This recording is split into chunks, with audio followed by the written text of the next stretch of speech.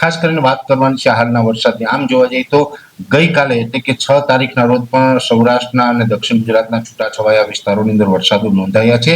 ગઈકાલે જે વરસાદો નોંધાયા એમાં ભલે છૂટાછવાયા વિસ્તારોમાં વરસાદ હતા, છતાં પણ અમુક વિસ્તારની અંદર 2 થી 2.5 ઇંચ તો કોઈ વિસ્તારમાં 3 ઇંચ સુધીના પણ વરસાદો નોંધાયા, એટલે કે વાવણી લાયક વરસાદો પણ પડ્યા છે. પણ આ વરસાદો પણ હજુ પ્રી મોન્સૂન એક્ટિવિટીના છે.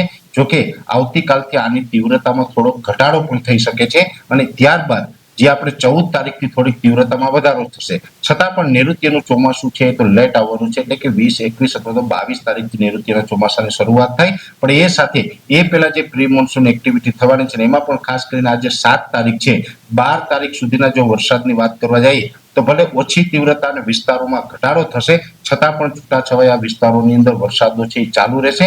અમુક જગ્યાએ ગાજવીજ અને પવન સાથે પણ વરસાદો પડી શકે, જેની અંદર ખાસ કરીને રાજકોટ જિલ્લો હોય, બોટાદ, ભાવનગર, અમરેલી, ગીર સોમનાથ, જુનાગઢ જેવા વિસ્તારો હોય, દક્ષિણ ગુજરાતના અલગ અલગ વિસ્તારો છે, એ તમામ વિસ્તારોની અંદર પણ છૂટાછવાયા વરસાદની શક્યતાઓ છે.